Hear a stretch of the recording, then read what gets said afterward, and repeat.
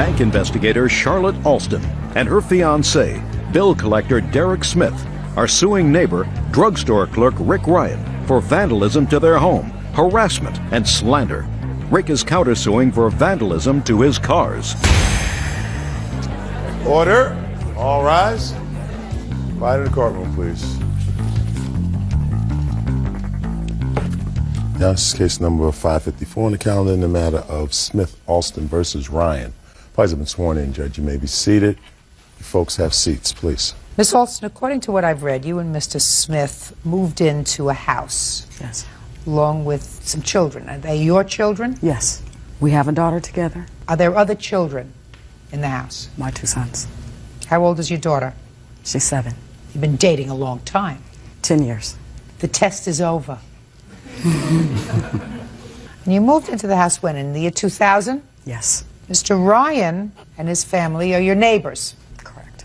And according to your complaint, there has been a series of harassing behavior as well as some vandalism that has occurred to your home caused by Mr. Ryan and his children. Mr. Ryan says that the harassment is really yours and that you have been harassing him, his children. You have foster children? Yes. How many foster children do you have? 2 foster children, 2 adopted. Are these your 2 foster children? Well, one's adopted, one's a foster. In any event, I have a claim and a counterclaim, each for a substantial amount of money for the harassment and damage to property. And I gather, Ms. Alston, from your complaint that you are in fact selling your house and moving. Yes. Because of this problem. Yes. That's very sad. Okay. When did the problem start? 2001. Tell me about it. Well, when the children started going to school, they befriended his foster children. One incident occurred where Royce had received a scooter for Christmas, which his son broke about a month later, and they had a fight about it. You got into a fight with him? Tell me about that. Stand up there next to your mom. You stand up there. Right. Did he break your scooter by accident? It was on purpose. Tell me how he purposefully broke your scooter. He threw it on the sidewalk and it broke the handles. Why did he throw it? I don't know. Was he just being careless? Or was he angry? Why did you break your scooter? It was an accident. I was just swinging it around and then it slipped out of my Slowly. hands. It was an accident because I was swinging it around and then it slipped out of my hands. you were swinging it around. Well, that wasn't handling it like you're supposed to handle a scooter, so you broke it because you weren't being careful, right? Did you pay for the scooter? Why not? I knew nothing about it. If you had known about it, would you have paid for the scooter? Sure. How come you didn't tell him? We did. Tell me about it. After the fight occurred, the police were called. No. The scooter was broken. Right. Right after the scooter was broken, did you tell Mr. Ryan what had happened? No, because not even I knew about it until after the fight. How much after the scooter was broken did the fight take place? Probably 2 or 3 days. Okay, so then there's a fight. Go ahead. After the fight, the police were called. The police came to my house. That's when Royce had then told me his older brother, Anthony, had broke his scooter. Older brother Anthony. His older brother was the one who broke the scooter. So you didn't break the scooter? Did Anthony break the scooter? Who broke the scooter, David? Anthony. Then why did you just tell me you broke it? David, why did you tell me that you broke the scooter if it was Anthony who broke it? Because I didn't remember if it was me or him. Okay, go ahead. Okay, after the police were called, because Royce had hit him a couple of times and I guess he had retaliated back, we had told the police officer about the scooter, and the police officer went and talked to Mr. Ryan. Mr. Ryan, like he said he knew nothing about it. He never offered to pay for the scooter, so we just basically said we'll get our son another one. Okay, so that was the first thing that happened. Now, did that start the trouble? Yes. Go ahead. About 2 weeks later, they got a scooter or whatever, found a scooter on the street or whatever. The kids saw it and said, hey, are you going to replace our scooter? And he said, no, we're not going to. David said no? Was it David? Yeah. Okay, David. So what Royce did, he got upset. He took the scooter and threw it in the garbage. After Not that, the right thing to do, Royce. Right? Okay. so I guess he went to go look for the scooter, and it was gone. And ever since then, we've been having a lot of chaos with this gentleman. With the gentleman or with his children? No, with him. Well, tell me about it. Royce was outside. He was walking home from Greer, which is a park that's right around the corner from our house. Frederick Ryan was outside and made a gesture to Royce, hey, would you like to own one of these? Which was a water scooter or jet ski. And Royce looked at him like he was crazy. After that, Frederick came across the street to my house and requested to speak to Royce's parents. We weren't home. My car had broken down and Derek had come to assist me. So we weren't home yet when he came over. Well, when he saw that Royce was there and it was just Royce and my son Laurel, he grabbed my son Royce by the neck.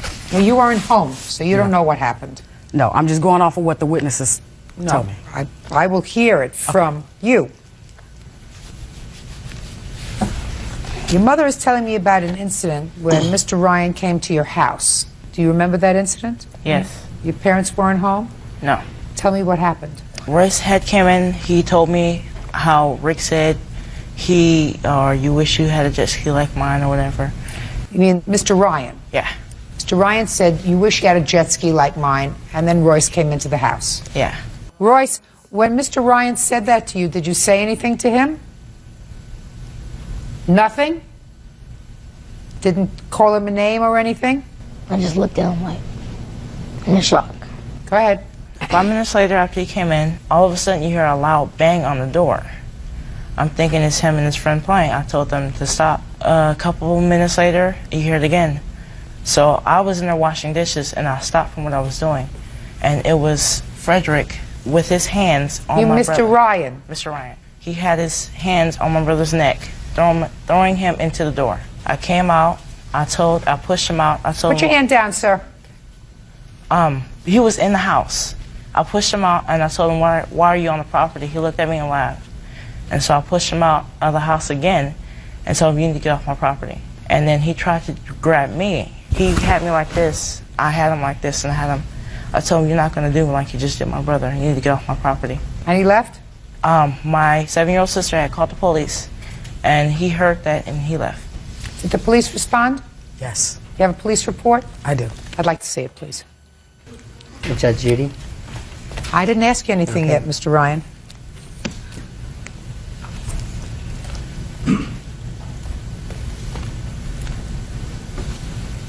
Well, Royce, you left something out of your statement to me. You told the police that day that when Mr. Ryan asked you if you'd like to have a jet ski, and you thought he was teasing you, right? Right? You flipped him off. That's what you told the police. Right? Answer me. Yes.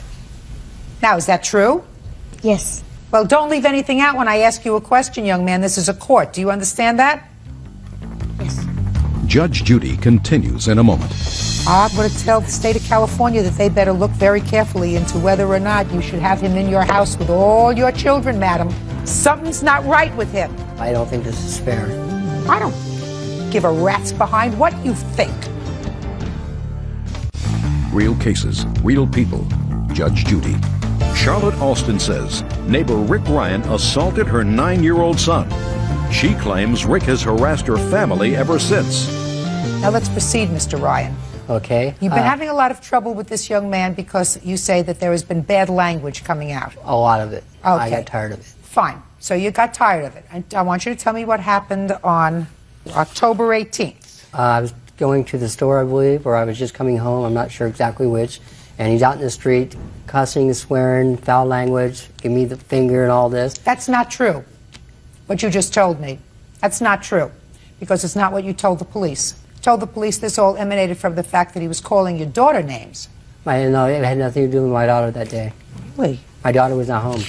Statement by Frederick Ryans, that's you. Is that correct? Yes? I was in the house when my daughter came inside and told me Royce was calling her names. That's the statement you gave to the police. Okay. Now you remember, sir? That's possible. There's been so many instances. Listen to me carefully, sir. Okay. Then you say I don't remember. You don't lie. Do you understand? I didn't really think Good. that's what it was. It's a lie. Okay. Fine. So now let's get to where we're going. So your daughter came in and told you that this young man was calling her names. What did you do? I went over to the house to talk to the parents. How did you get there? With my van. How far do you live? Right across the street. Then you got in your van. I was going somewhere, so. You're a liar. No. Oh, yes, you are, sir. You got in the van for the purpose of intimidating. I have statements from witnesses, from your neighbors. Listen to me, sir. On your best day, you are not as smart and as clever as I am on my worst day. Do you understand that, Mr. Ryan? Sure. If you don't remember something, say, I don't remember. I'm going to read you another statement. You told the police, I followed him, and when I got to the front door, his older brother was there. You didn't tell the police that you were going out and getting into your van. You just stopped by the house. You said, I followed him. Yeah, I pulled up to the house right there and went up to the front door to talk to the parents. I watched Rick pull up in his van and chase Royce into the house. That's not true. Well, that's from an independent witness, sir. Well, That's from an independent witness who was spoken to by the police. Okay, so you get to the house, and he tells you to leave, and you don't leave. You put your hands on him. Nope. Did you leave? I asked to speak Did to you his leave? parents. He said his parents weren't home. Did you leave? He showed me. Did you leave? After he pushed me and told me to get off the property, I pushed him back. Let's move to the next incident, please. Okay, right after that on 10/29, again, Mr. Ryan approached my child. My child was outside on his way to football practice. He drove up on the sidewalk and deliberately tried to run my son over. Go ahead, I'll hear you, Mr. Ryan. He was on my sidewalk, and that's where I park. He was on your sidewalk, and that's where you park. Is that your answer? That's exactly where I park, yes. So, the answer is, Mr. Ryan, you did in fact see him on the 29th. Yeah, yes. And he was on the sidewalk, but you park on the sidewalk. I don't park. It's not on the sidewalk, but it's right on the curb there. He was there in the parking spot when I pulled up. So, you pulled up and he got out of the way. Yes. I'm going to tell the state of California that they better look very carefully into whether or not you should have him in your house with all your children, madam. There's something not right with him. Do you understand what I'm saying to you? I've been in this business a long time. Something's not right with him. He's picking on a kid. Put your hand down. You're supposed to be the adult. Well, I don't think this is fair. I don't give a rat's behind what you think, Mr. Ryan. I came into this case as a blank slate. Right. I said to myself, I can't believe he is a man. He must love children. He has I do. foster children. And yet, I'm listening to a series of lies, provocative acts by an adult against children. One where you actually put your hands on him. That's not true. Oh, yes, it is. You actually put your hands on him. If I put my hands on him and slammed him up against the door, ma'am, I would, if it was my child, I would take them to the hospital. Excuse me. I want to tell you something. I find that you put your hands on him. No, I have not. Oh, I find that he puts his hands on you to get you out of his house. But you put your hands on him. Never in the house. That's three children that you either touched or tried to hurt or tried to scare in 10 minutes. Now, is that the kind of person that I think should be taking care of children? That the state should entrust children to? The answer, madam, is no.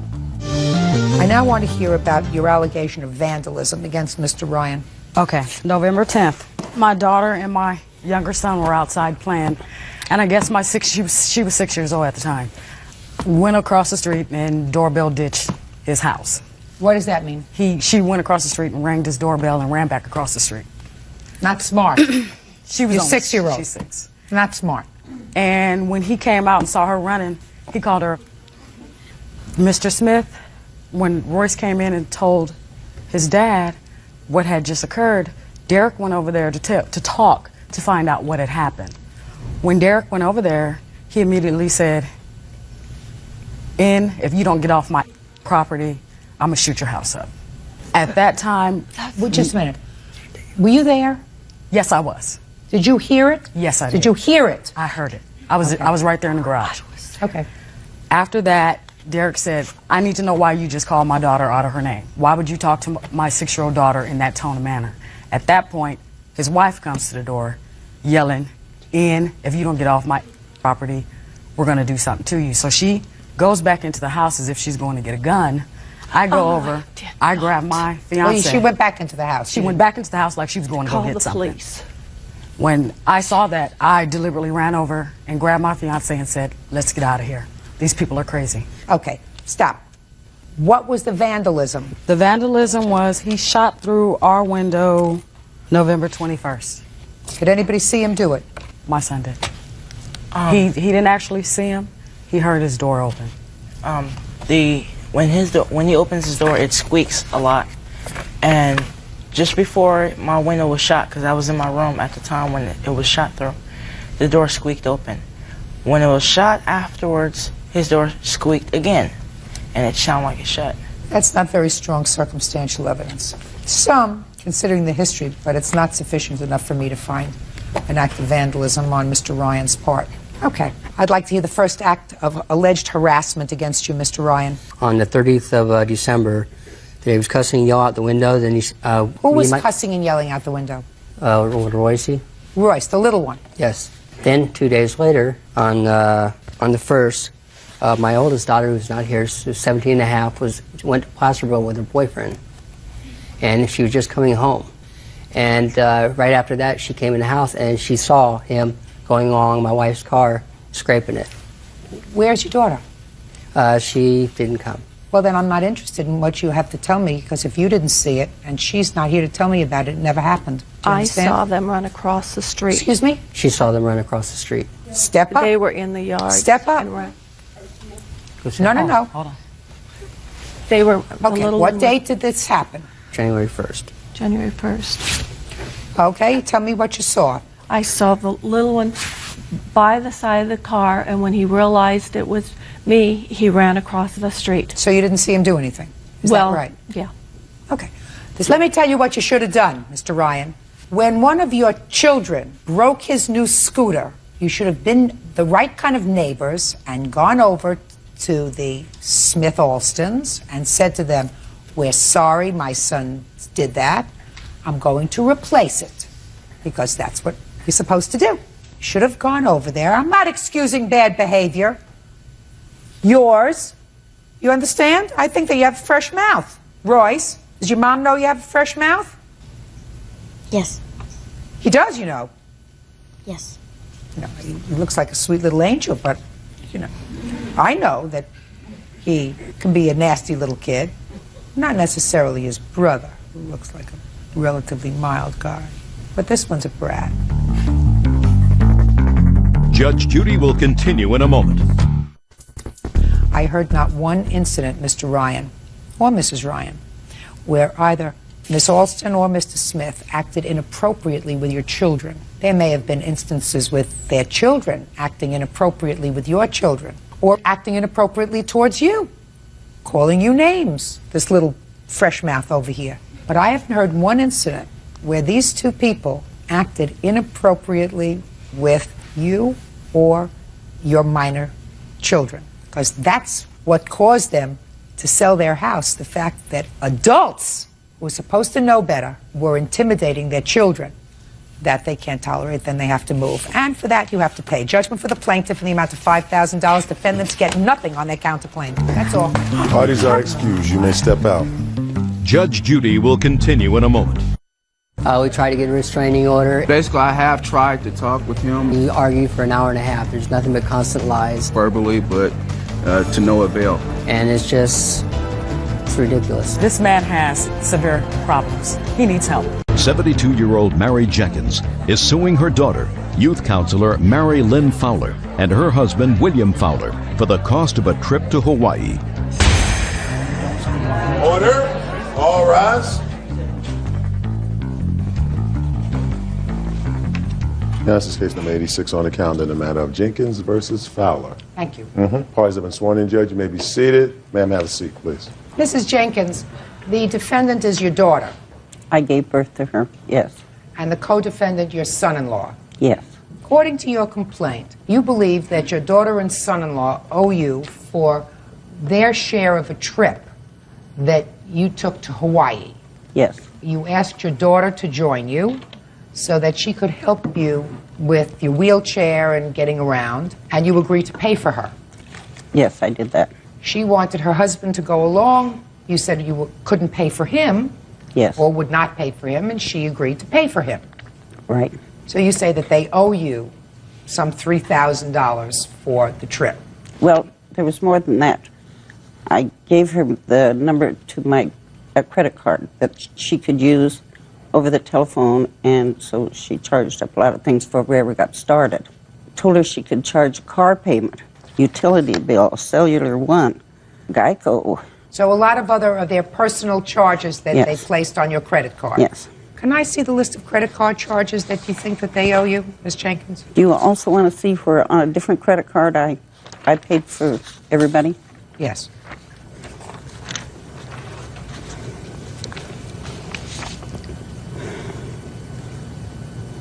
Okay, so you paid for everybody's ticket and the hotel, but that you had agreed to pay for, except for his ticket. Right, and hotel. That's $800 and some for the whole thing. It was a package deal. $25.33. Yes. I'm really more concerned about this credit card, $3,670. I'm concerned about that too. Well, tell me what your interpretation was of the agreement that you had with your mother when you went, and the bills that you paid from her credit card. When this came about, Miss Jenkins had said that she wanted to take a trip to Hawaii, and she was quite ill. She had emphysema, and that this might be the last chance she'd get to see Hawaii. She'd been there several times, and she knew that I had never been to Hawaii, and she also, we'd only been married a short time, and we didn't have a honeymoon, and she needed a caregiver, and my husband was a medic while he was in the service, and she felt that between the two of us, we could help her get around. But she also wanted to give it to us as a honeymoon present. Is that what she said? That's what she said. A honeymoon present that she was paying for 2/3, we would pay 1/3. Or why would we go? Just a minute. Go ahead. Okay, and so I told her, I kept saying, no, we can't afford this. We just put a new roof on our house. We bought this older home that we were restoring. I had used both of our vacation time to go to my son's wedding in March in Kansas City. I had flown back to Maryland for my birth of my... I know, but there was no way we could afford to do this. Okay. I said, you know, if we're both missing a week of work, we can't pay our monthly payments. And she said, well, she had several credit cards with a zero balance, that she would be able to handle it. As a loan or as a gift? As a loan. So some of your monthly expenses, in addition to 1/3 of the cost of the trip. Right. Okay.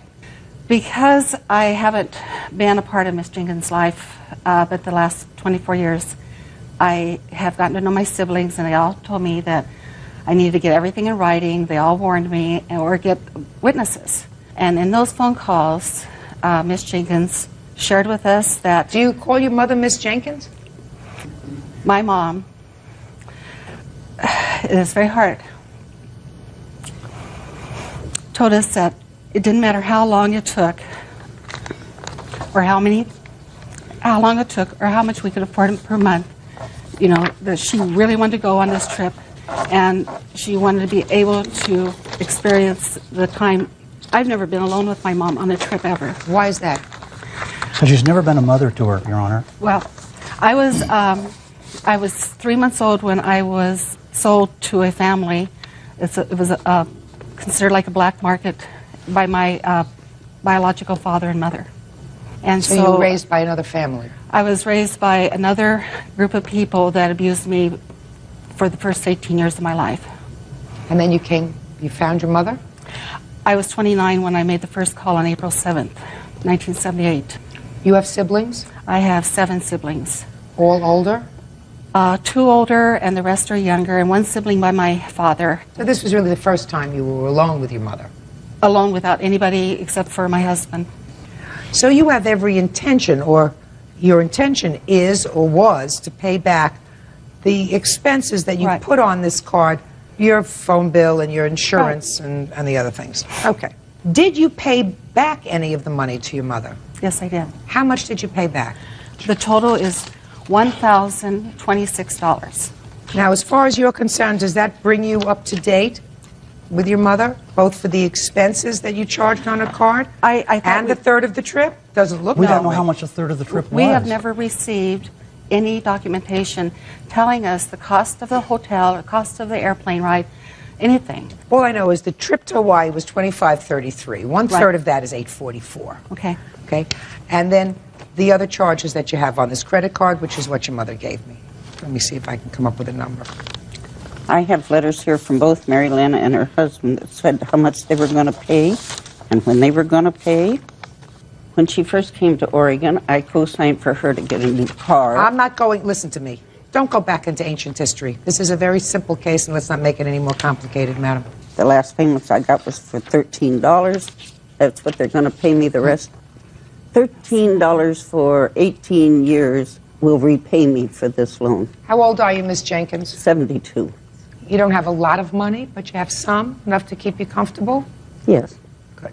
Is it important for you to have a relationship with your daughter? Not now. She never did before. Shh, just a minute. That's not her fault.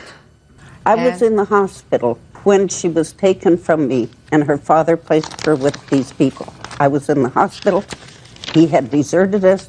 I was there for malnutrition and a kidney infection. And he brought these people to the hospital and said they wanted to adopt her. I throwed such a fit, they threw them all out.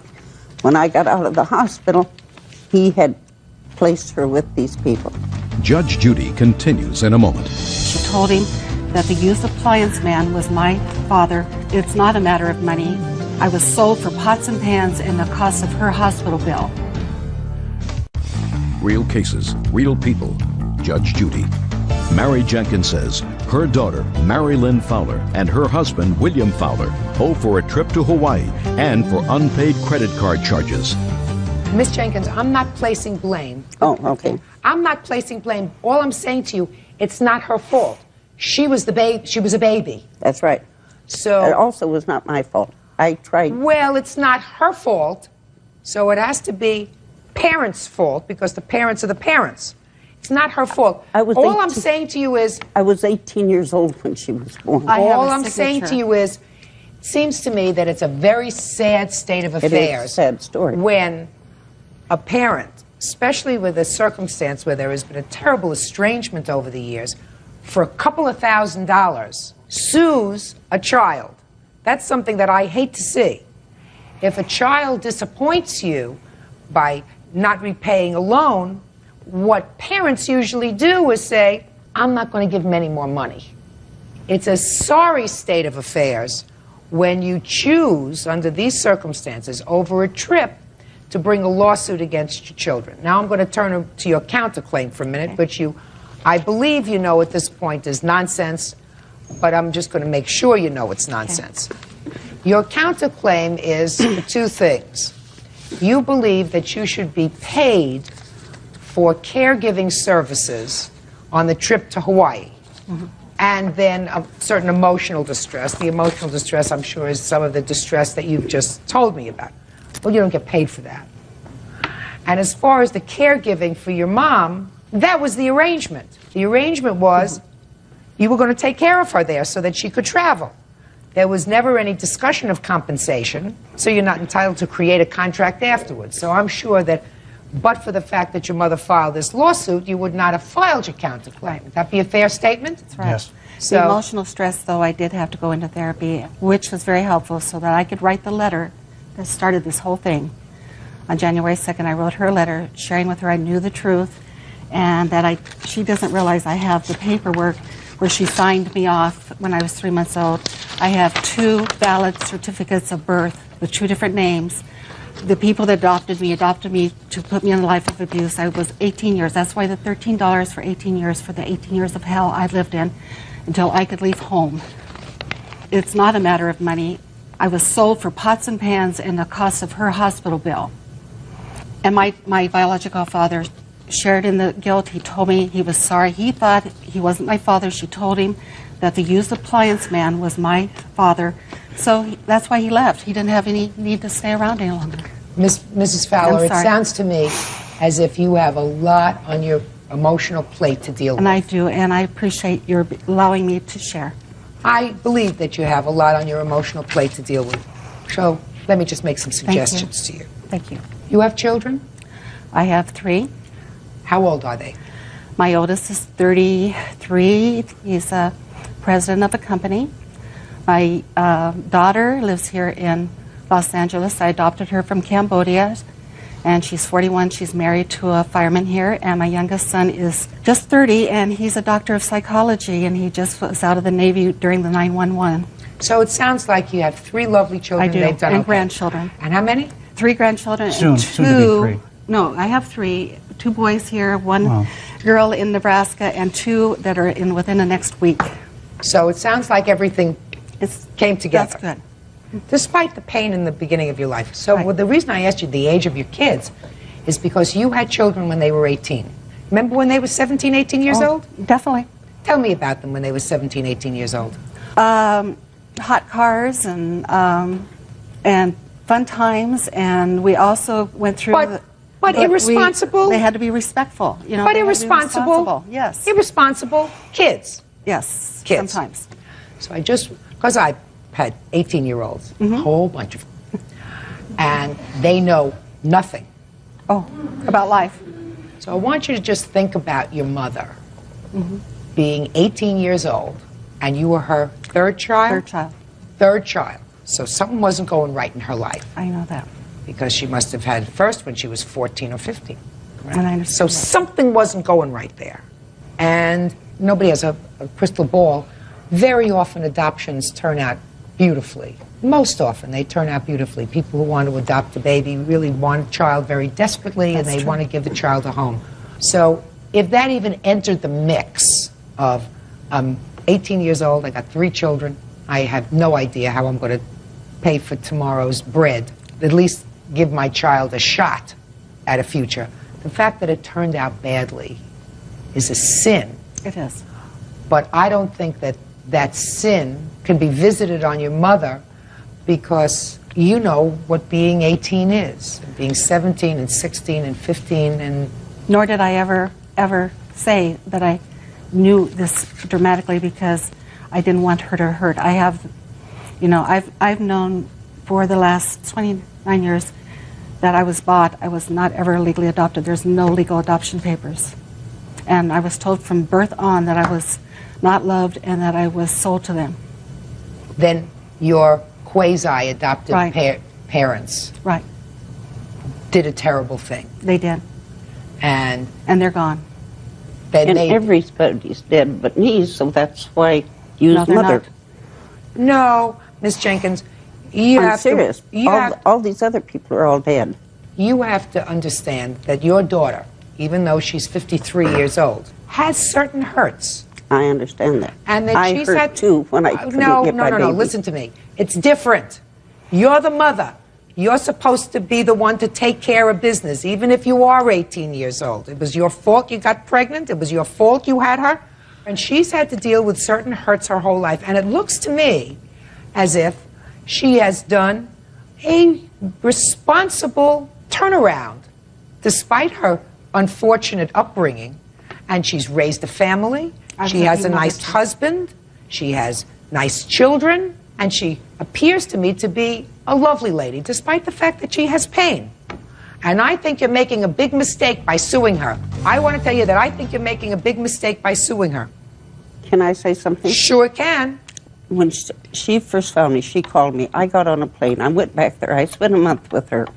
And while I was there, this man came to the door. He didn't knock. He said, "Mary Lynn, I'm coming in." This is the same man she was talking about that done all these things to her. She was 28 years old then. I talked to her ex-husband that she married at 18 years old. When I talked to her husband about this, he said he didn't know anything about it, or he would not have let a child molester in his home. I asked him, how could this be? She didn't share that with her husband? She was 18 years old? Miss Jenkins, sometimes you don't share those things with anybody. Now she's sharing it with the whole world. Just a second. Maybe a little therapy and maybe a little maturity allows her to do that. But I won't allow you to dismiss that, because even if over the years the facts have become blurred, your daughter felt abandoned when she found out that she was not a biological child of these people, that she had not been formally adopted. And the fact that she married somebody when she was 18 seems to suggest that there were a lot of things going on that... And she married a man with money so that her children could go to college. I didn't do that. Just I'm a second. sorry. Just a second.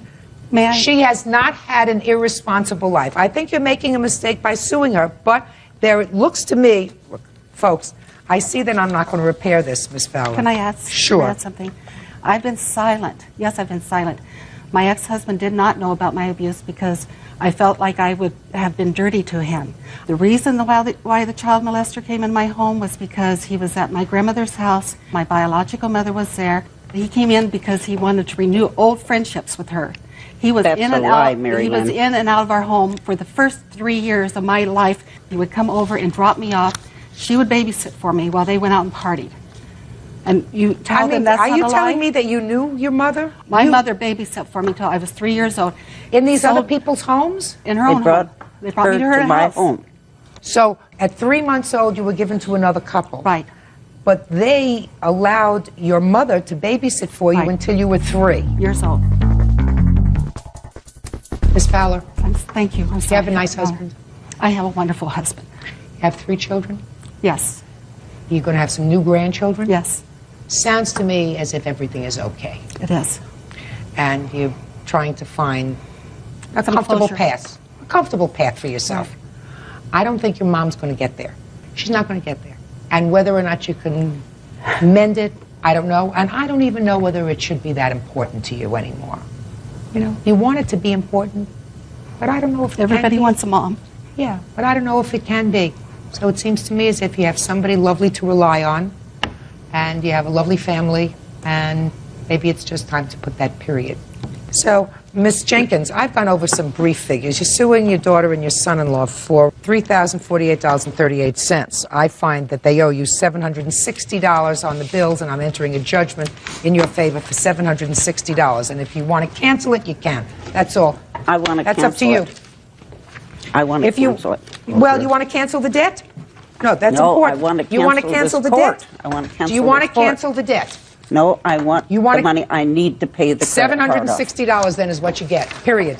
I hope you enjoy it, Mary Parties Lynn. are excused. You may step out. This isn't about the money. It was about the letter I sent to her telling her I knew about being sold. These people have 2 good jobs. They take care of his sister that's handicapped like I am. And then they give her $200 a month, but they can't pay me $100 a month. It's just sad. It's just so sad that she can't put her pride in her pocket. She has to be such an obnoxious old woman. Mail courier Merle Stutz is suing his ex-girlfriend, in-home caregiver Leylon Bailey, for the return of a van and the return of jewelry. Leylon says the van is titled in her name. Order. All rise.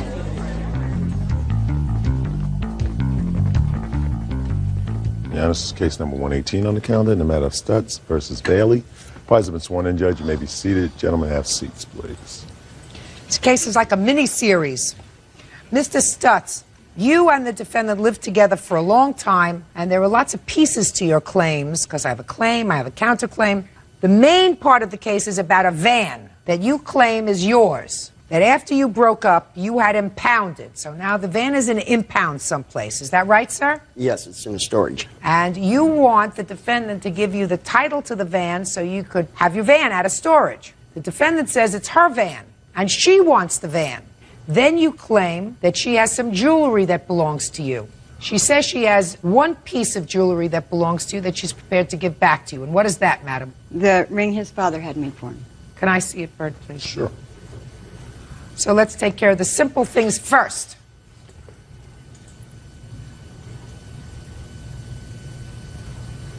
Okay. Is this your father's ring, sir? I can't see that far. You can't see that far. I can see up close. Yes, it looks like it.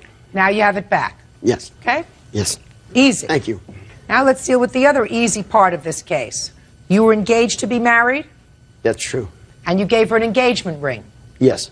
And how much did you pay for this engagement ring? Approximately $1,300. You have the receipt? No, I don't have the receipts. She has all the receipts to them. We had a joint checking account at the time. My mom left me a bunch of money, and I put it into account because I couldn't have a checking account. And so she paid for it, which was my money that was in the account. She paid for it with check. All the money that was put into the account was what my mother had left me. My mom left me approximately like $48,000, and it was all my money that was in that account. She had nothing. Yes. I took care of his mother. She was dying of non-Hodgkin's lymphoma. Yes. How long did you take care of his mother? About 6 or 7 months. Yes, she took care of my mother. My sister made her a deal. Paid her so much money a week, room and board. During the time she was there taking care of my mother, my mom still took care of her family, helped her mother out. All right. And Let me everything. just a second. So what you're telling me is she wrote out the check for her own engagement ring. Yeah, with my money. Was it his money that paid for the engagement ring? Yes, he put the money into the checking account, All right. and it was Fine. $1,000. So it's his? It was $1,000. $1,000. Where's the ring? It got stolen along with my VCR and some other stuff of mine. When? I'm not exactly sure. It was in my girlfriend's car. Did you file a police report? No. Why not? Because I had to have her. It was in her car. So what? If the property was stolen out of the car, why didn't you file a police report? Well, I didn't find out about it until later. I Then don't couldn't believe get you. Well, it's true. Oh, I don't believe you. How's that? You don't keep an engagement ring in a car. No, she had my bags and stuff. Did she have insurance? No. Then if she didn't have insurance, then you file a police report. Then you say to me, here's the police report.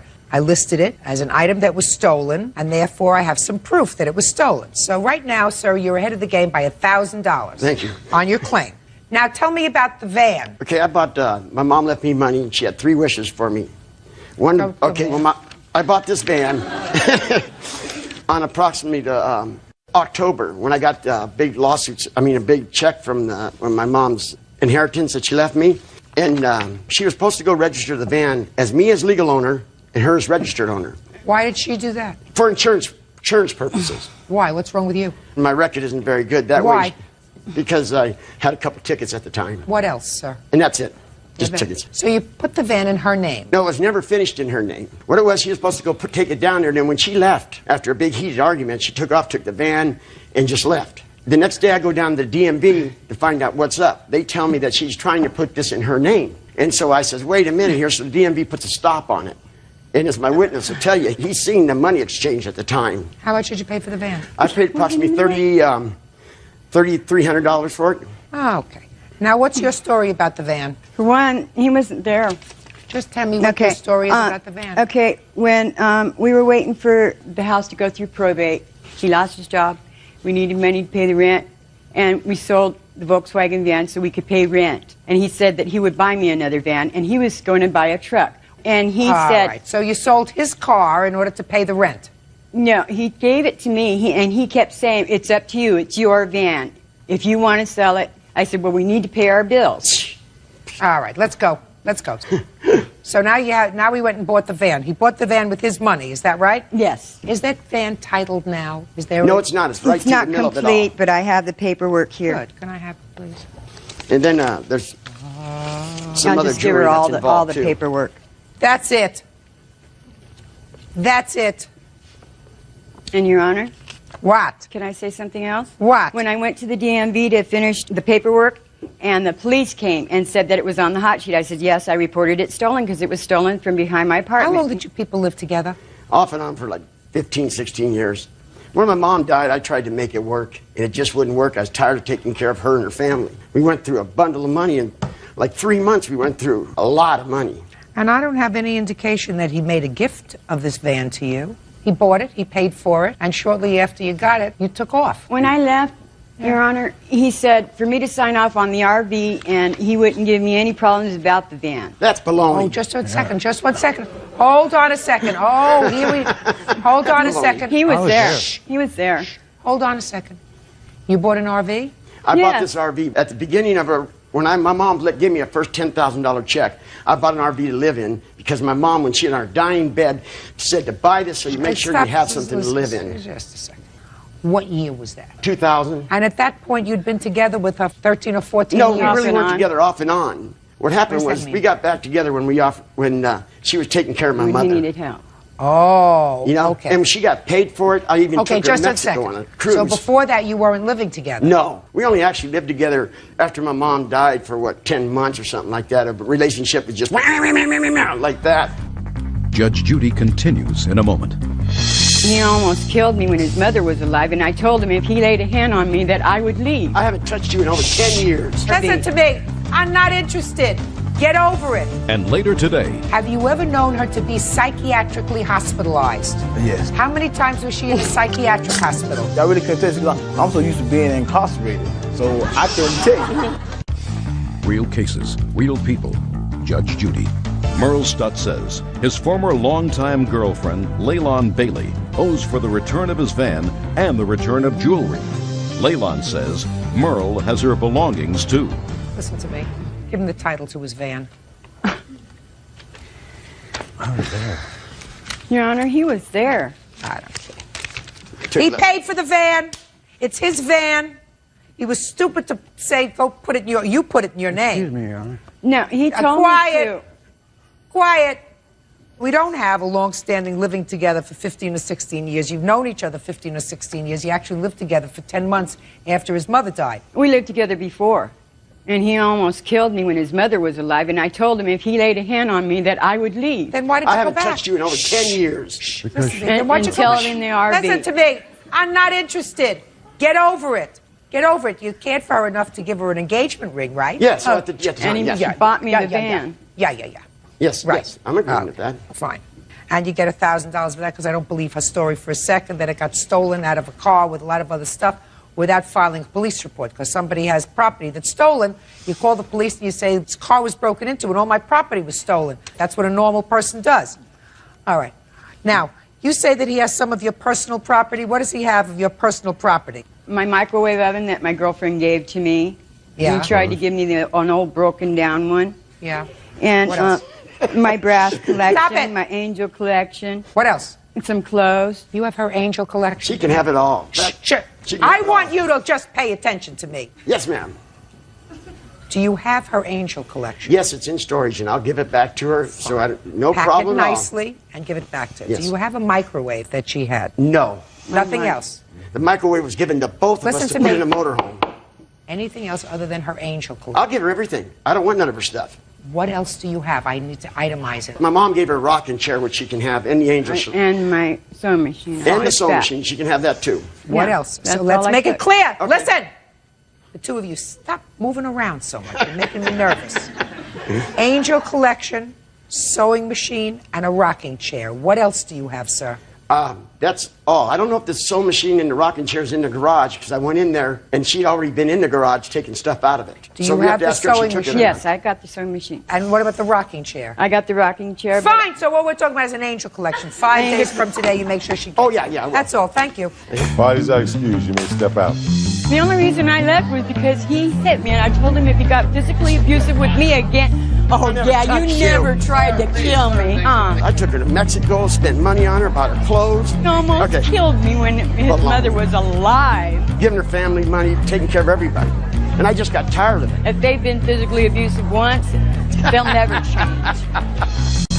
And now the next case. All parties in the matter of Stavitsky versus Pickett. Step forward, please. Homemaker Karen Stavitsky is suing her best friend's estranged husband, technician Tim Pickett, for an unpaid loan for an engagement ring.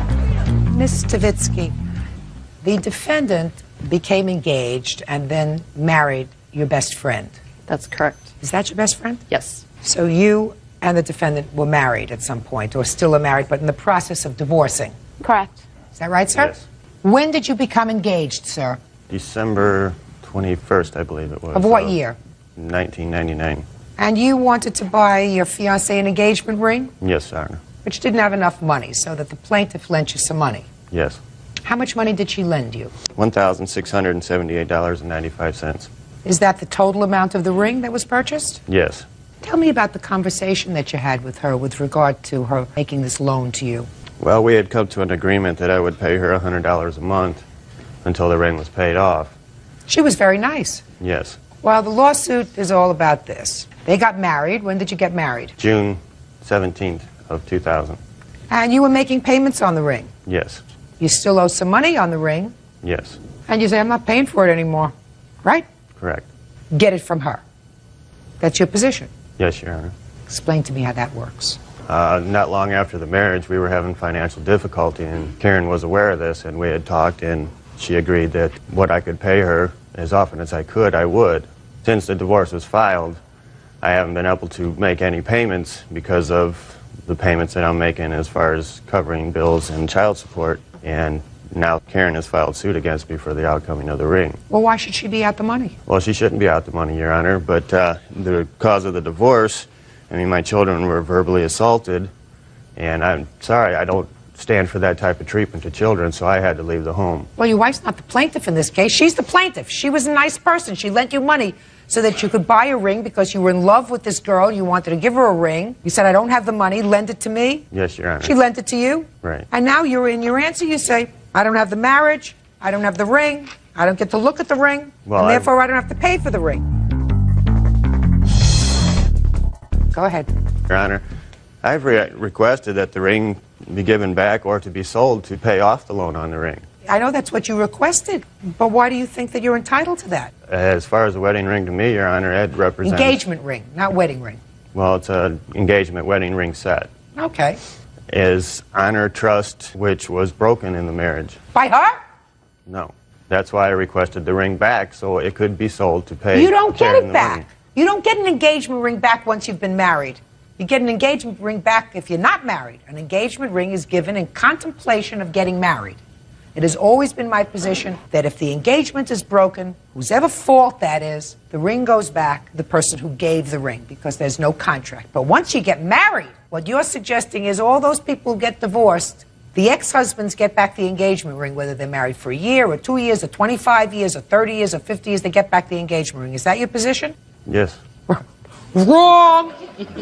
How much does he owe you on the ring? $978.95. Judgment for the plaintiff, that's all. Parties are excused. You may step out. I have to honor what the judge decided. Well, I'm just glad to get my money. Make my life miserable, I guess. I'm not making his life miserable. It's been a rough time on me. I had nothing to do with his marriage breaking up. I still think that the ring should have been returned to pay off the debt. I think he owes her the money, and I think it's ridiculous that he brought our marriage into the whole matter. Make sure you know the person you're getting married to. I bought his ring, and I paid for it myself. I think he should pay for it himself. 16-year-old Angela Veers and her guardian, sales manager Patty Cooper, are suing Angela's adoptive mother, dietary manager Sherry Veers, for money taken from a settlement account.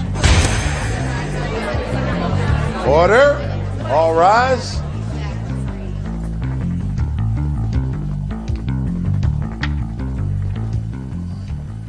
Yeah, this is case number 103 on the calendar in the matter of Veers Cooper versus Veers. Parties have been sworn in. Judge, you may be seated. Sir, have a seat, please. Tell me your first name.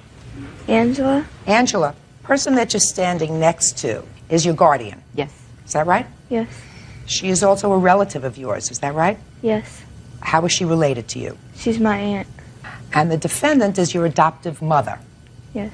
And she's also related to you in some way, biologically. Tell me about that. She's my aunt. She's another aunt.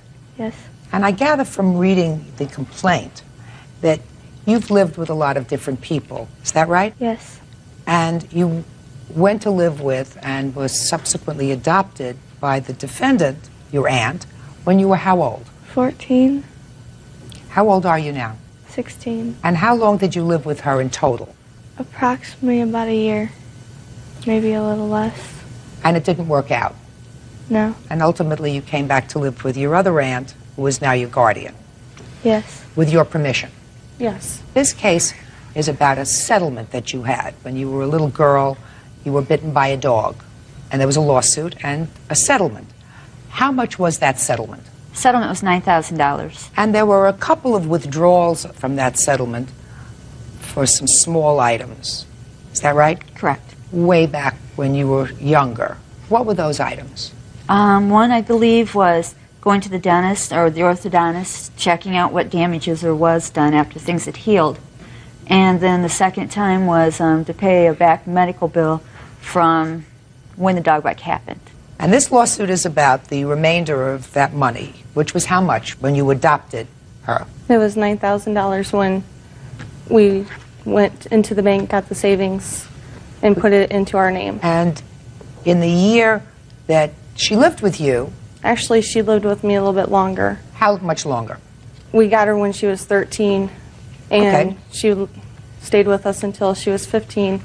And I went through a divorce, and I was starting to do a little bit of partying and wrong lifestyle for her. So that's when my sister came forward, and so I can get back on my feet again. Ultimately, you took all of her money and spent it. But I used it on her. For what? for clothes. When my ex and I adopted her, we weren't financially stable ourselves. Then you shouldn't have adopted her. Well, I did not want her to go into a foster home or anybody else. We wanted to keep her into our family. Then you didn't have to adopt her. You could have taken her. You could have become her legal guardian. I didn't even think about that. Well, I don't care what you thought about, but when you adopt a child, you assume financial responsibility for the child. You can't take her money. What makes you think you can take her money? But I understand that. I've been making payments for her dentist because I am reliable. So I've been making $90 monthly payments for her. You took $9,000 of her money. How much was her dentist? For her braces and stuff was $4,000. Okay. Now, you could have left her money in this settlement account, in the minor account where it was, left that money there, and you could have petitioned the court. You say, I need some of this money to pay a dental bill, because she needs orthodontia as a result of it. That's fine. And the court would have given you, in all probability, the ability to take out that money, $4,000. So you got 9, you take away 4, leaves $5,000. Then she would have had $5,000. What'd you spend the rest of the money on?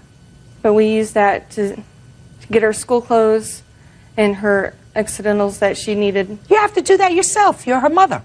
Once you adopt a child, you become her parent. This settlement money is her money. It's her money for her future. It's not your money to spend. Don't you understand that? Yes.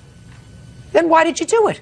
Because when we adopted her, we thought that money was ours, so we can use that for her. Well, let me ask you this question. Who had she lived with before? My sister. This sister? Yes. Okay. And she had $9,000. And how long had she lived with your sister? Until she was 13. Fine. Did your sister take out her money? No.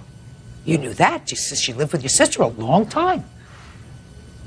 And she didn't take out money for clothes or incidentals or anything else. She paid for it.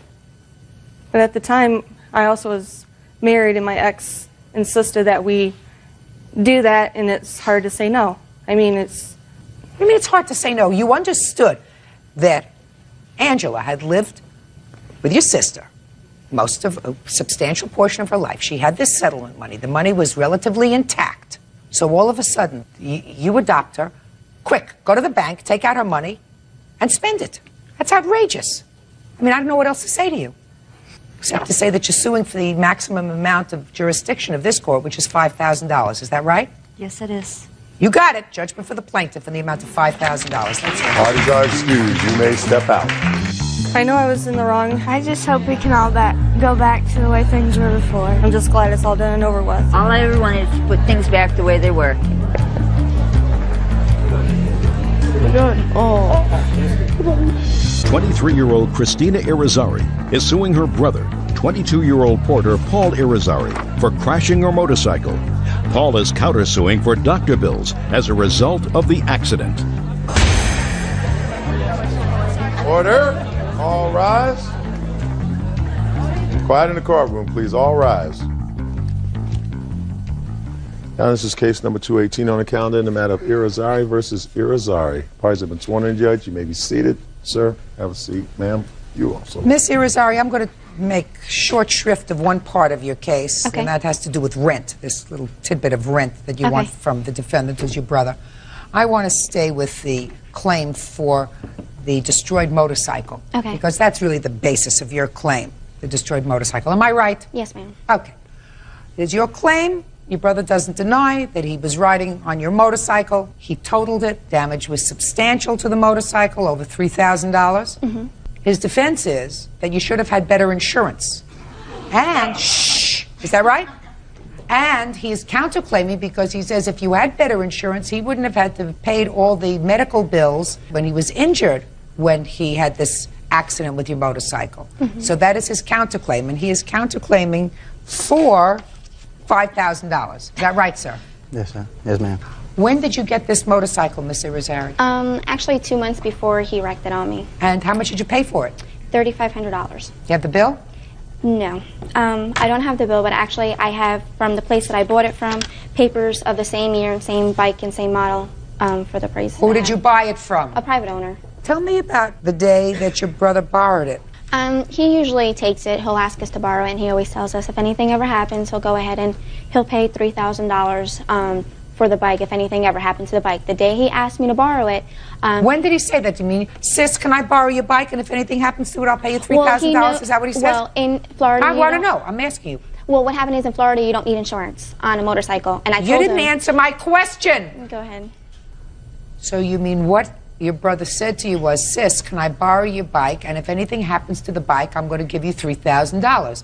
That's what he said. After I hesitated a couple of times, yes. Huh? After I hesitated a couple of times, yes, that's what he said. Now, on what date did he borrow the bike when it was in this accident? June 6th of 2002. Tell me about that date. Actually, that day, he just, like normal, asked to borrow the bike, and he went on his way. I was with his girlfriend and my fiance, and we were going to a swimming pool, and one of his buddies had told us that he seen our bike on the side of the road with 2 police cars around it, and that was pretty much it. We drove up to the scene where it was. My brother wasn't there at the time. The bike was crashed. The 2 officers were there, were actually on their way to charge my brother with reckless driving before we got there. And he is, at the time, was a fellow officer, and I guess he knew one of the officers there and kind of got my brother out of that. And we went to the hospital. I'm sure he's really pleased that you just advised me of that. Well, go ahead. Being honest.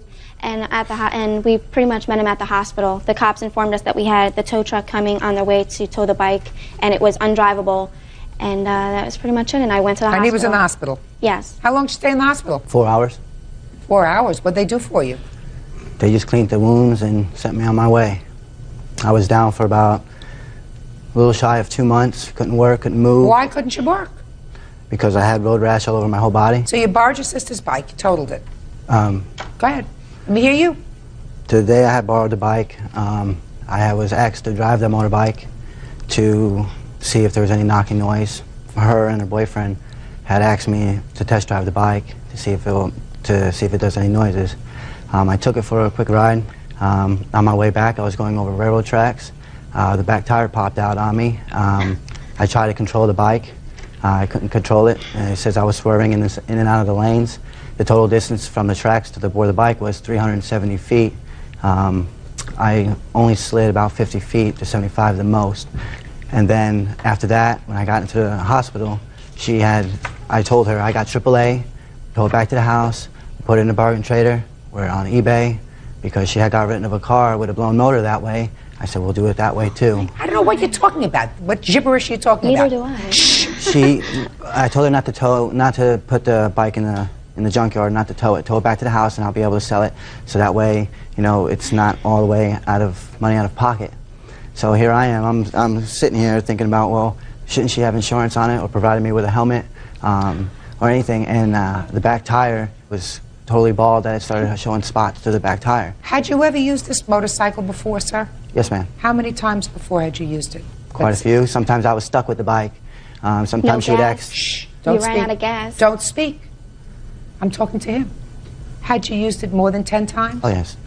More than 20 times? About, yes. How old are you? I'm 22. How is your vision? Good. Really good?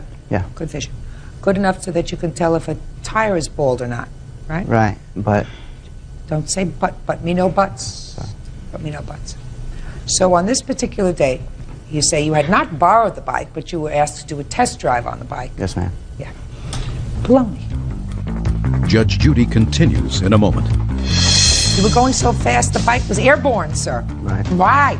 And it also says... Shut. That's what it says. And later today... You ultimately returned the dress to her in a shopping bag. Yes. Wrong! Right. No, you're right. You're exactly right. That's why I'm here. Right. Real cases, real people. Judge Judy. Christina Irizarry says her brother, Paul Irizarry, owes for wrecking her motorcycle. Paul says because of the bike's bald tire, the accident was Christina's fault. Let me see the paperwork she has with regard to a bike of similar condition. Then I may just cut it in half because I don't believe a word she says about how much she paid for it, because if any normal person has some bill of sale with regard to a bike. I also have a police report stating that he was driving recklessly and 2 written witnesses The replace. Can I see the police report, please? Yes. It even says that when he hit the tracks, he was accelerating at a high speed rate, that he airborne, did a Papa Wheelie airborne. If he lost a tire, how can he actually go in the air? I'm going to ask you this question. I know that you don't need insurance, and certainly I'm going to take his counterclaim. I'm speaking. Don't you understand that? Yes, go ahead. I'm sorry. You may be younger, but I'm smarter. Definitely. All I really want to do is read this so that I can yell at him a little bit more and then figure out how much I'm going to give you for your bike. And then I'll let you go with your fiancé, and your fiancé is going to get you outside and say to you, how could you have talked about my job like that? Right? In front of all those people, that he got him off on a charge? Wait until he gets you outside. Explain to her the ramifications of that, sir. Not smart, you know.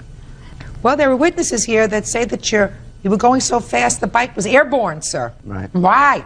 And it also says...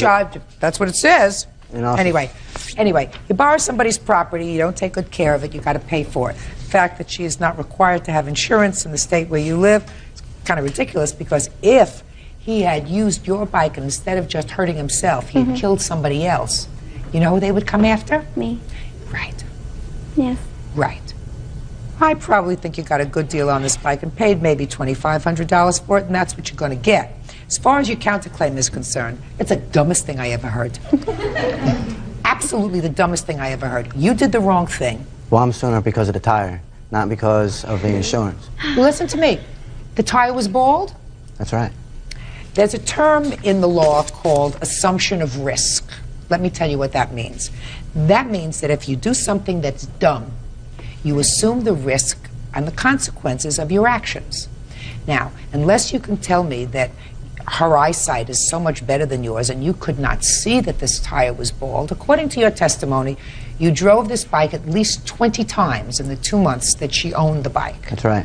And that if you were going to get on the bike and if you knew that the tire was bald, because you could see that the tire was bald, then you shouldn't have gotten on the bike. You should say, sis, I'm not going to do a test drive on this bike until you put a new tire on it, because the tire's no good. But if you get on the bike knowing that the tire is bald, you assume the risk of anything that happens. Do you understand? Yes, ma'am. Good. Goodbye. Parties are excused. You may step out. Got me out of a ticket. She was being reckless. I don't think I was reckless driving. So we don't talk no more. Not true. It seems as if somebody was kicking somebody. That was me. I kicked her. That was your fault? Yes, ma'am. Love a person who tells the truth all the time. This is Judy Justice.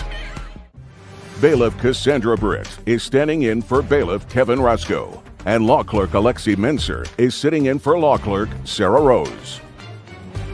Honesty Butler is suing her former friend, Walteria Flowers, for the cost of a car and stolen property. Court come to order. All rise. Have a seat, please. Good morning, Judge. Case 3074, Butlers versus Flowers. Thank you. Miss Butler, how long have you and Miss Flowers been friends? We became friends around the summer of 2022. How? We both lived in South Carolina, and then we both moved to Jacksonville, so it's kind of like we were just friends. Did you see each other often before you decided that you wanted to buy her car? Yes, ma'am. She used to come and pick me up all the time. And then I used to see her around the town that we lived in before we moved back to Jacksonville. You didn't have a car? No, ma'am. Did you have a driver's license? Yes, ma'am. Did you ever have a car? Yes, ma'am. What happened to it? I wrecked it. You broke it? Yes, ma'am. How did you do that? It was my fault. It was a failure to yield. Oh, so there was a crash? Yes, ma'am. That was your fault? Yes, ma'am. On what day did you have a conversation with Miss Flowers about purchasing her car? It was December 12th. Of 2022? Yes, ma'am. What kind of car was it? It's a 2010 Chevy Malibu. When did you purchase it? It was 2021, March 2021. And why were you getting rid of it? Because I had another car and I was getting another car too, so. How much did you pay for it? I paid $8,000. Lexi, would you look up a 2010 Chevy Malibu? Yes, ma'am. Okay, 2-door, 4-door, I don't even know how many doors. 4-door. How many miles did it have on it when you purchased it? It was 130. Now, interesting because a year later, you agreed to sell the defendant that same car for how much? I agreed to sell it to her for $4,500, but I was selling it as is. Just a second. Go back. We're going to get to as is in a second. Okay. That's not the final price you agreed on with her based upon these records. No, ma'am. What was the final price you agreed? It was $4,000. Is that right? No, ma'am. It was $3,500. Yes, ma'am. So the ultimate price that you agreed to sell the car for was $3,500. No, ma'am. It was $4,000. Show me. Show me 35. Yes, ma'am. Private party, fair condition, between $6,000 to $7,800 for fair 6,000 to 78. 6,000 to 78.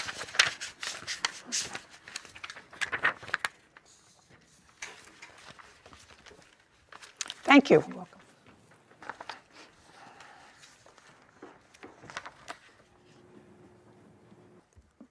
Okay, well, it was $4,000, but because of things wrong with the car, you said I'll take off $500 from the original price because there were more things wrong with the car than she originally thought. Is that what happened? Yes, ma'am. Okay, well, it sounds to me, even at $4,000, you got a pretty good deal. Yes, ma'am. Because of what Lexi has told me about the current value of the car, which is the low end, $6,000, and at $3,500, even I would buy that car. It was a great value.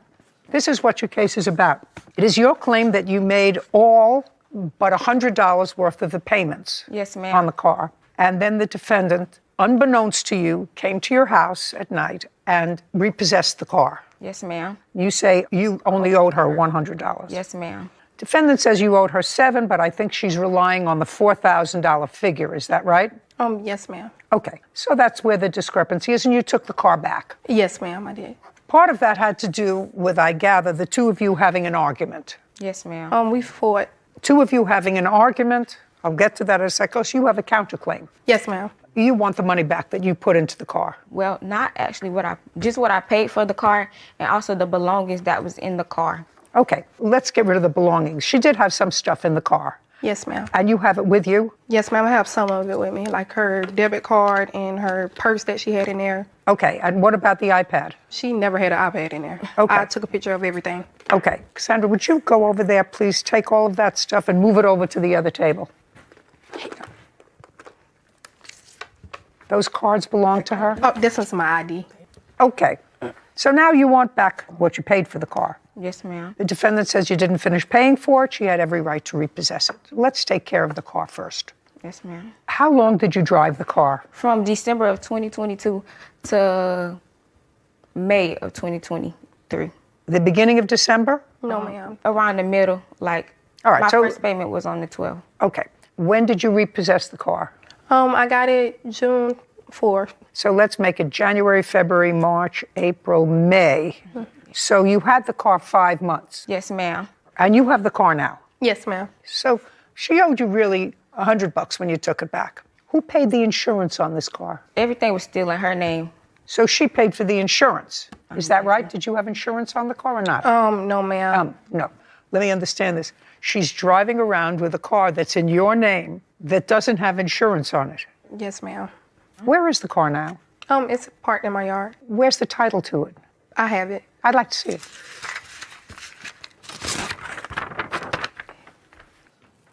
And you repossessed the car just a few months ago, is that right? No, ma'am. June 4th. Yes, ma'am. Well, that's a couple of months ago. Oh, okay. Great.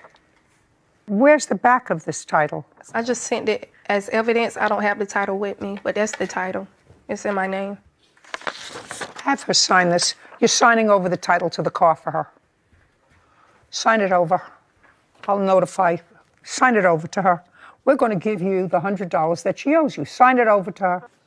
You do understand, Miss Flowers, you came here to court today from where? Jacksonville, Florida. And you want to get home, right? Yes, ma'am. And you've got an appearance fee for coming here? Yes, ma'am. Right. All that's being withheld until you sign the title over to her. Do you understand? Okay. Great. Okay. So now you're going to have 5 days to get your car. Your Honor. And I'm awarding her on her counterclaim. You got your property back. I'm awarding her on her counterclaim. So far, $100, because that's what you owed her on the car. And it was done a few weeks ago. The car is there. Within 5 days, with a marshal, go and pick up your car. Do you understand? Okay. Within 5 days of today's date, she's coming to pick up the car with a marshal. Don't do anything to the car because you're not getting any cash until she has the car. Okay. Got it? Got it. Perfect. We was at the park first, which I can pull up the video and show you we was at the park first. I did not hit her first. She walked up to me because in the video, you're gonna hear my friend saying, friend, turn around, turn around. She hit me. May I see your video Yes, where ma'am. she hit you first?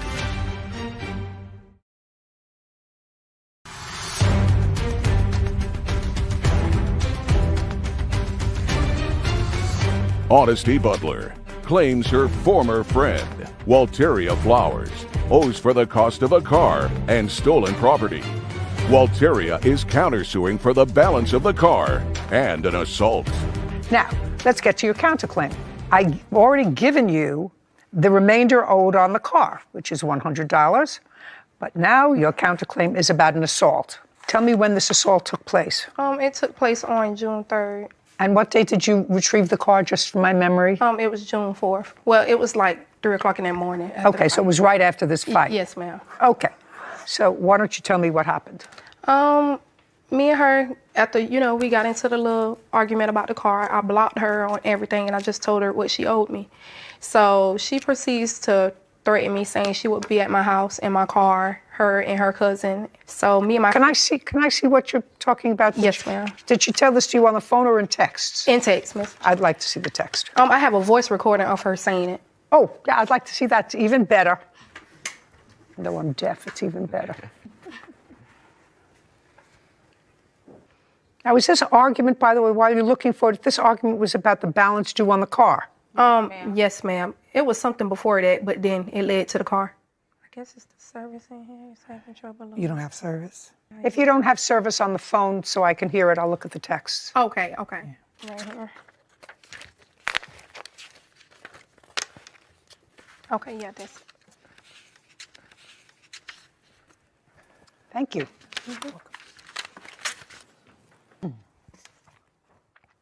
Okay, so before I read these, I gather from the plaintiff there was an incident that preceded June the 3rd. Yes, ma'am. Okay. And tell me on what date that incident was. Okay, June 3rd, we got into this. Well, I know what happened on June 3rd, but that was about the car. Oh, no, ma'am. It was earlier that day that we was talking about whatever happened. Okay. Well, why don't you tell me about that? Okay, so it was something going around on social media about people being behind a fake page or whatever. So I was exposed on a fake page. She was exposed on a fake Snapchat or something. It was something like people saying bad stuff about people on the Snapchat. So you understand that? No.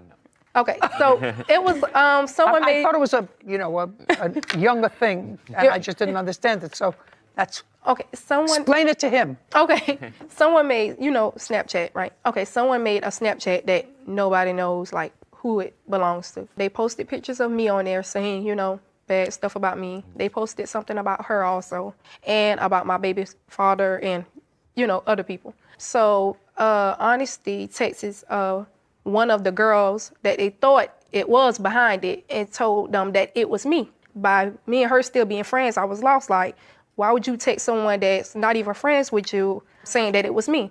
So she said, and I have it in the text message, in the evidence, she says that, and if I did say that, y'all shouldn't be behind fake pages anyways, y'all too grown for that, keep me out of that. So I said, to solve all that, just pay me the money you owe me. To make it fair, just pay the money you owe me for the car, and I sign over the title, and we have nothing else to talk about. Then I blocked her. So then she gets on Instagram and texts me and made a voice message about, oh, I don't owe you such and such. I'll be at your house when I get off in your car or whatever to fight. So me and my friends was at this park called Lonnie C. And Honesty came out there and went live, was on Facebook Live, and I have the video. And was saying all kind of stuff on the live about me towards me. And that's when she came up to fight me, like at the park. Your Honor, that is not true. Yes. Okay. I have the evidence. Yes. Rumors were being spread, but... On the internet? On the internet. No one knows the source of the rumors. And then there were some allegations that maybe it was the defendant who was the source of the rumors. Right. says not true, escalated, and then started live streaming a fight. Right. She gets. Okay. You have the live stream? Okay.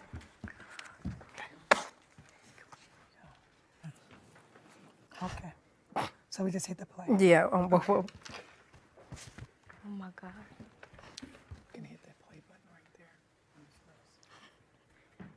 Lie, you a lying. I got all the messages, and don't play with me about no $700, because bitch, I will be at your house when I get off work. Hold on, play with me. I don't owe you no $700, and you know I don't. You better find somebody to play with, bitch. Works and plays well with others. Isn't that a check-off sign someplace?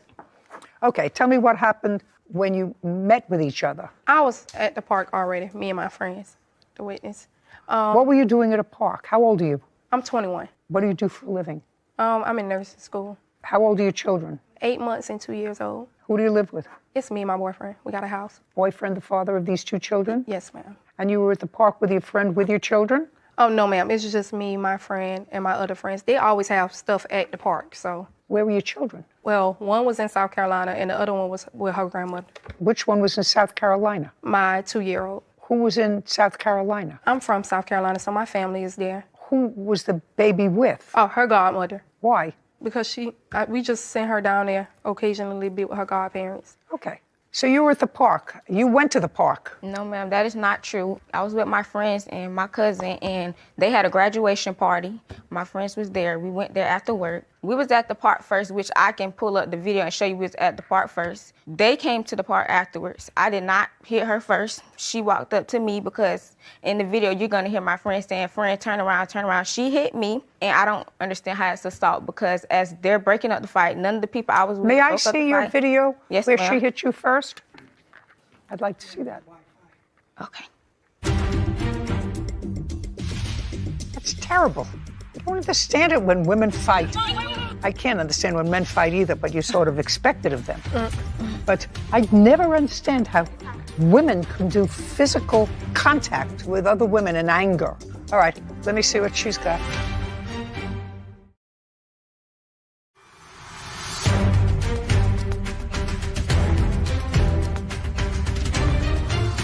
Honesty Butler has accused her former friend, Walteria Flowers, of taking her car without permission. Walteria is countersuing, claiming Honesty assaulted her after taking the car back.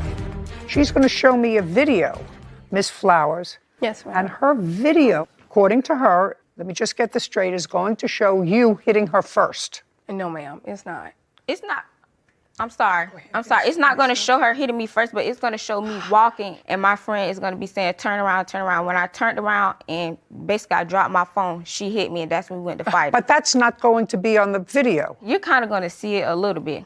All right, I'll take a look at it. Okay. A little bit is better than nothing, usually. You have also things that you want me to see on your phone? Yes. Would you get them up, please, so I... Oh, it's up. Oh, Yes, yeah. ma'am, I can. Thank you. I have the fight right here. This sound is right there. I already turned it. The only thing you have to play is the play button. Okay, while she's looking for us, I'm going to take a look at this. And here you go. Who's the one on the ground? I'm on the bottom. She's on top of me.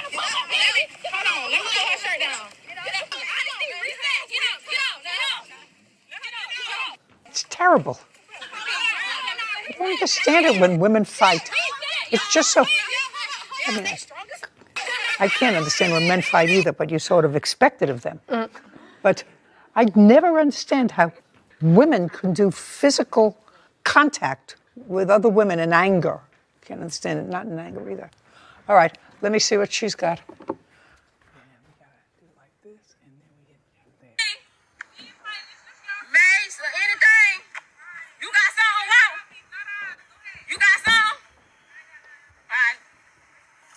She better come right here and let this hoe sneak me. Oh my God. Give me the phone. All right, bitch, be coming right here. What? Oh my God.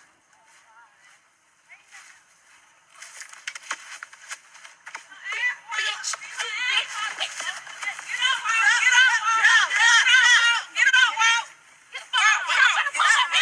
Hold on, let me put her shirt down. Get up.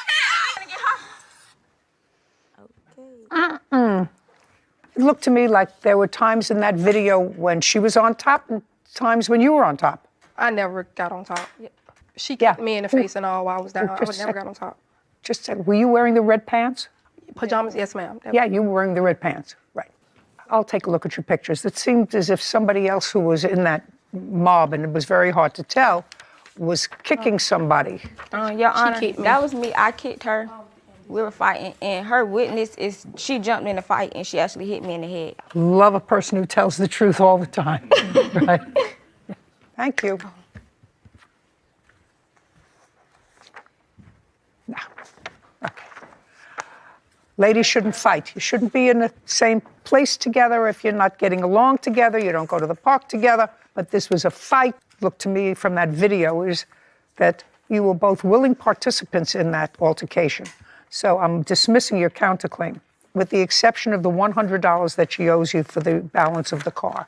So in this case, the car is transferred permanently to the plaintiff with her payment of $100. Your counterclaim for assault is dismissed. You have 2 children. Do you have kids? No, ma'am. Okay, well, don't fight. It's not ladylike. All right, we're done. We're done. Court is adjourned. It was not a bad car. It is now because I don't know what she did to it, but it's not a bad car. But I'm just glad she got it back out my hands. I took good care of the vehicle. I got it fixed multiple times, spent almost $2,700 into getting the car fixed. It's just messed up, like drivable and everything. She told me that she reported it stolen since it was in her name, but she actually kept a spare key. And she came into my yard at like 3 a.m., I believe she said, and she just drove off with it while I was asleep. I guess because she's immature, and some people just do immature things. We're no longer friends. I think what we saw in there was 2 women square up, get into a fight.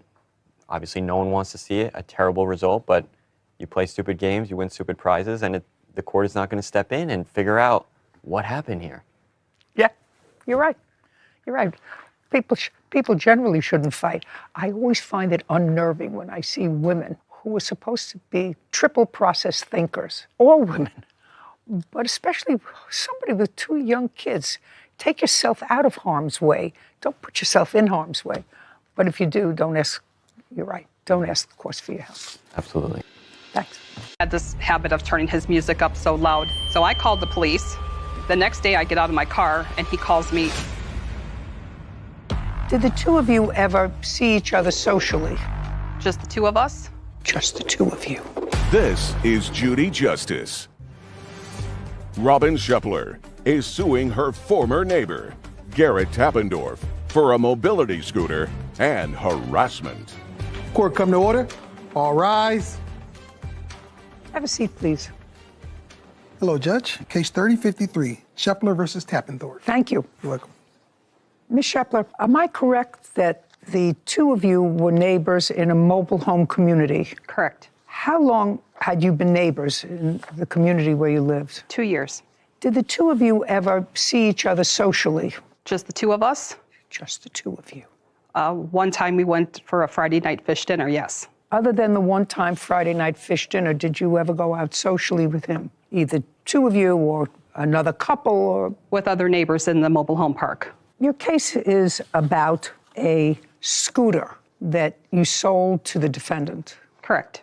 I want you to tell me exactly what kind of scooter it was because I wasn't able to get enough information about it. It's called the Golden Companion 2 scooter. Where did you get it from? My father bought himself the scooter and a wheelchair. He never used them before he moved into a So you got it from your father? Correct. When? What year? 2018. And how long had he had it before he gave it to you? 3 years. And where did he get it from? He purchased it from a connection he had at the VA center. From a private person? No, it was from the company directly. Any luck? So I just need to know if it's a 3-wheel or a 4-wheel. 3-wheel. Then I have for a new one from Golden Tech, I believe. Well, this one's 8 years old. Well, I have what a new one is, and then I have what some eBay offers are. Good. But 2756 is new. Is new. And then I could look up some used ones if you want, just to get Could you do that from 2015? I would appreciate it. Okay. At the time that you claimed the defendant purchased this scooter from you, was it running? No. In what month and year did he purchase it from you? May of 2021. And how long had it not been running? You had had it since 2018. As far as I know, it just needed 2 new batteries. It's not what I asked you. Okay. How long had it not been running? I'm not aware. So as far as you know, it had not been running since 2018. Yes. Tell me what the arrangement you made with Mr. Tappendorf was with regard to the scooter. He said he wanted it. You said... well, it's not running. I wanted to get new batteries for it and sell it myself for about $3,000. Yeah, well, that would be hard since it's 8 years old and the new one costs less than $3,000. So I said, we can work out a deal. Do you understand what I just said? I do. Okay, go ahead. So he said he's interested in buying it, and I know he's a handyman. So I asked if he would be willing to install a dishwasher in my home and a water softener in my home, and we could work out a discounted price for buying the scooter from me. So what price did you work out? At that time, I had mentioned $1,500. Is that what he agreed to? It was a verbal agreement. There was no talk on price. No, there cannot be a contract without terms. There have to be terms. You say this is what you want. He says this is what I'll pay you. And I will do something to reduce that price by so much. Do you understand? I do. Okay. So far, we don't have a contract. No. In what month and year did you take possession of the scooter, sir? I believe Robin is right. May of 2021. How much money did you give her for it? None. Did you ever give her any money for it? Yes. When? Close to 8 months to a year later. Tell me the circumstances surrounding you giving her money for it. Well, I thought we already had it worked out with all the labor that I did. And my girlfriend took it down to the mailbox. And as soon as she left, Robin's right across the street. She come running over and she said she wanted more money. Okay. Well, I'm missing that there's a whole piece missing there, sir. 8 months later, you gave her money. Yes, I did. How much? $500. Okay. Sarah, in your I looked adventure on the machine, did you come up with a price for a used? Yes. So there's actually one right here on eBay that's the same 3 wheels that needs batteries for $350. And then there's another one for $250, and they range up to about $750. Your Honor, I have the information on that too from 2 companies in La Crosse. No, I don't need any information from you. I have a very trusted clerk here who's just looked it up and indicated that for a used scooter, the range is from $250 for that year model to $750 for that year model, right? That's what she looked up. This was an unused, never used scooter. That's what she looked up. Yes.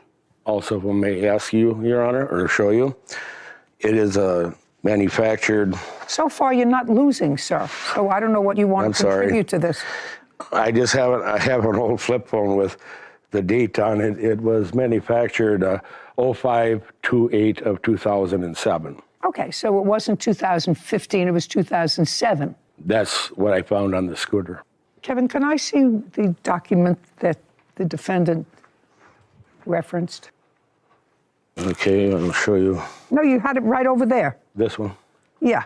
Well, that's just, here, it's on my phone, Your Honor, and I don't know if you can look at it. I just wrote it down so I had it in front of me, but okay. I have it on this phone. If you can operate it, I don't know. I can't operate it, and I don't want to operate it. Okay. Return this to him. Anyway, the $500 that you gave to her is more than reasonable for the scooter. So my question to you is, if it was vulgar then, which to me it would have been, why did you let him in your house to install a dishwasher? I was not aware of those actions that he had at that time. Okay. And later today. He advanced the money for security deposits so you had a place to live. And the next month you decided to be a stay-at-home dad. I had no option. I don't care. What does that matter to Mr. Huntsman? Do I care? Does Sarah care that you had no option? Whitney doesn't care. Not even Kevin cares if you have no option.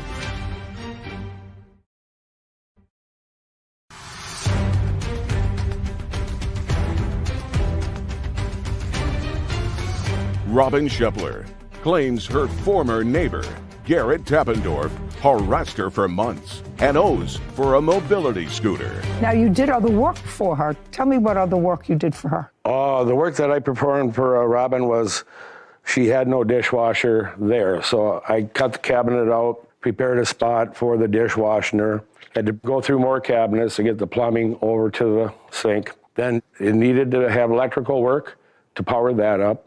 And she asked me to install another electrical outlet for her microwave. Now, Miss Shepler, you seem to acknowledge that the defendant did, in fact, install a dishwasher for you. I did some of the work as well for that. Well, that's your home. Yes. It's not his home. Mm-hmm. So you can do as much work as you like. And this was part of the deal for the scooter, which he paid you $500 for, which already covers the cost of the scooter. So now he's working off nothing. So he installed a dishwasher for you. He did sub-quality work, though. Well, I have photos if you'd like to see. I don't want to see, madam. If you want a professional installation, call a professional. If you want your neighbor to do it in exchange for a scooter, then you don't complain that you don't like the work. Does it wash dishes? I had to replace it.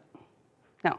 It was used, Your Honor. What? It was a used dishwasher. Yeah, replacing the dishwasher. Does the current dishwasher work? Yes. Is the current dishwasher a new one? Yes. Was the one he installed a used one? Yes. There we go. So far, he's paid for the scooter. Punitive damages for harassment. You want to go into that, Ms. Shepler? Yes, please. Go ahead. I knew him for 6 years prior to being neighbors.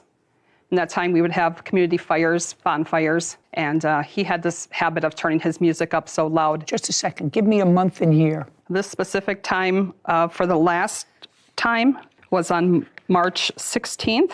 This was during the day. Just March 16th, 2023. He played his music too loud. I was working, and I couldn't do my job across the street because his music was so loud. Next. So I called the police. And the next day I came home from work, I get out of my car, and he calls me that's a nasty word. No, I did not. Just a second. And other vulgar terms. And he had the habit of standing outside urinating, where my grandchildren would see him. Well, tell me when. Give me every other day he did it. Well, then you shouldn't have let him in your house to install a dishwasher. He also had... Just a second. So my question to you is, if it was vulgar then, which to me it would have been, why did you let him in your house to install a dishwasher? I was not aware of those actions that he had at that time. Okay. Next. The harassment comes from after he was served his small claims case that I filed. I witnessed him putting spotlights out in his front flower bed and running extension cords to power them. And I kind of wondered what he was doing. At 6:30, I proceeded to go to an evening activity. I came home at 10:30 at night. I turned the corner onto my street to see the entire street lit up because these spotlights are shining on my house. I proceeded to call the police. The police came within 11 minutes. I have documents of the police. I have a video of the police going to the defendant's house, in which they spoke to him, and within 3 minutes, the lights went off. But I had my camera rolling, and I could see the police were standing 10 feet away from the door. Next thing I know, the police are coming over to my house to talk to me, and when they came to my door, I turned on my front light. When the police came, they asked me to turn off the lights so they could talk to me, and I told them, this man is harassing me. I'm afraid of him. He has a problem with alcohol. Why did you file a small claims case against him? I don't understand. You were paid more than the scooter was worth between the $500 he gave you that you accepted, plus in addition to that, he did some work in your house, whether you liked the work he did, whether you didn't like the work that he did. I'm not understanding why you filed, because you say this harassment started after you filed the small claims case. Yes. And I don't understand why you filed a small claims case against him. I feel it was a brand new, unused scooter that happened to be 6 years old at the time. So I think the value was higher than $500. And I brought over a flyer to him, which I have here. And we sat down and we discussed it, that $1,000 would be the going price for what he'd owed for the scooter, having done the work. Okay. First of all, whatever it was a plus item for you. It was given to you by your father who couldn't use it anymore. You don't know what he paid for it. He says from the scooter, it was built in 2007, despite the fact that you say your father bought it new in 2015, which I'm not so sure about. But the highest price for that scooter is $750. The highest. The lowest is $225 in the same year. So you got paid for it. I don't understand why a busy woman like you would waste your time. I just don't understand. You seem like an intelligent woman. You have a counterclaim. It is your claim, Mr. Tappendorf, that because the plaintiff called the police on you several times, it caused you to be evicted from your home. That's true. Show me. I filed a counterclaim in the amount of $1,800. I have it. And it says punitive damages for losing home and moving expenses, which I read your counterclaim, and you say because of her constant complaints about you. I don't have any proof. Well, if you don't have, Mr. Tappendorf, you know what happens when you don't have proof? You get nothing. Right. Because you filed the counterclaim, and I can't tell you what happened. You have to have proof and be able to show me that the reason you were asked to leave the leased property that your mobile home was on was because of the plaintiff. It's possible that it was, because the police, based upon what she tells me, were called twice. It was more than that. That may be more of a reason. You don't have to help his case. I've never had a ticket, never had a warning. I just had a warning one time that the radio was too loud, please turn it off. These lights that she's talking about I'm not interested. False. Sir, all you have to do is show me that you were evicted from the property because of the plaintiff. It's all hearsay then, Your Honor. Well, then I have a problem. I do have proof of what he harassed me with. Just a second. And later today. According to what I read, the money was going to come from your work. Could we ask that question one more time? Just so I know. The money was supposed to come. Listen, he didn't give you $2,800. I want you to understand that right now. That's not going through my mind. Okay. This is a very smart old mind.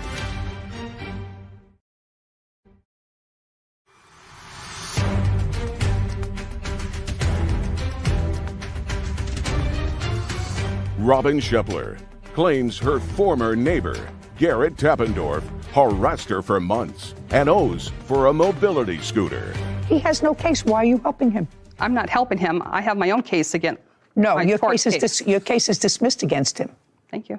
Because you have no case. You were paid for a scooter more than handsomely. You had work done in your house. You were paid far more than the value of it over the internet for a scooter that's between 8 and 14 years old, more than handsomely, and you had work, and he did work for you. That you may not have liked the work, but he did the work, and you installed a new dishwasher that works. And he did the cabinetry. You may not like the way he did it, but you installed the dishwasher there, and it took time. Would you agree with that? Yes. Okay, so we're done here. Go, be well, have a happy life. You're not living there anymore? No, I'm not, Your Honor. Good. Are you living someplace else that you like? More peaceful place. Good. Glad to hear it. That's He's it. not We're done. supposed to be in our park, and he continues to. This court is adjourned. He was in front of my camera riding in circles. I'm on Robin's camera. I'm on candid camera, doing burnouts with my scooter. It goes 4 miles an hour.